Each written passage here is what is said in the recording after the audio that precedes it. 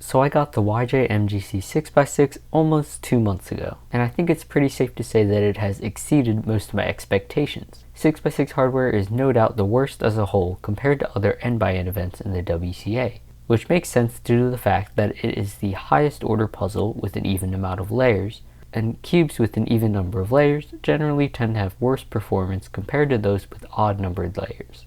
Unfortunately, I cannot say that the MGC is a game changer in that regard, but I do think it certainly takes a step in the right direction. So let's start with how the cube performed right out of the box. One of the most notable features of this cube is its speed. The speed of the cube out of the box was noticeably faster than any other 6x6 I've tried, including my previous main, the X-Man Shadow N. The cube has maintained its superior speed over time as I've continued to solve on it. This is 100% a benefit, as speed is a huge factor in bigger cubes.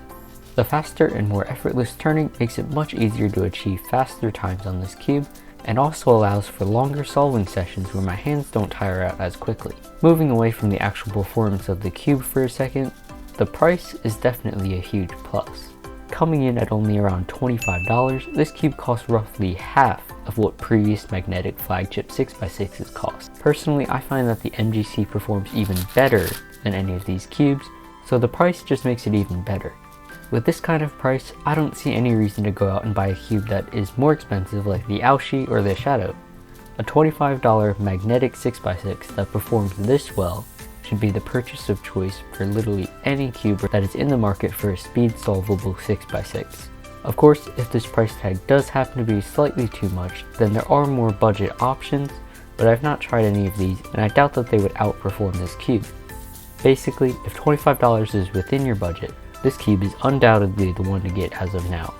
So I've basically been praising this cube up until this point in the video, but it's definitely not perfect. Without sugarcoating it, this cube pops a lot. I wouldn't say every single solve, but definitely at least 1 in every 10 solves includes a pop. More specifically, the pieces that always pop are the center wings, which I think that's what these pieces are called. I know that this isn't just my cube, because I have heard that most people experience the same type of frequent pops on this cube during solves. However, this isn't really as bad as it may sound. First of all, these pieces are really easy to reinsert and definitely aren't as hard to put back in compared to other 6x6s that I've tried. As long as this pop doesn't occur within the super early stages of the solve, it really doesn't prove to be an issue at all. This cube seems to be stable enough so that one centerpiece missing doesn't render the cube unturnable. In fact, most of the time I am able to finish my solve as normal without any hindrances besides the momentary shock of a piece flying out of my cube. I dare say that the performance of this cube becomes even better after a cube pops out. The boost in speed due to the reduced friction within each turn is actually pretty refreshing near the end of a solve, but that does of course come with the reduced stability and the possibility of an even worse explosion. Luckily, I haven't really experienced anything of that sort yet, knock on wood, so I can't really say that this is a huge issue or anything that should stop you from buying this cube.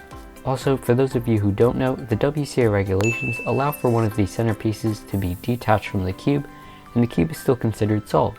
Therefore, a cube with a pop like this would still be considered solved even if you don't reinsert the piece. Of course, you still need to solve all of the cube normally, just this piece would not be included.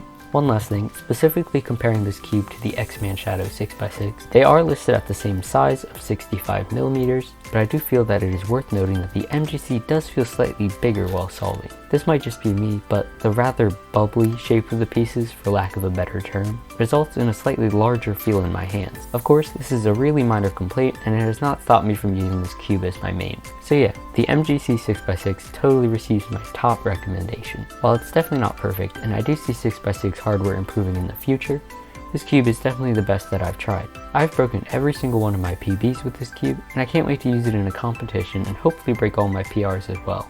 Anyway, be sure to like, subscribe, and share this video for more content in the future. Thanks for watching.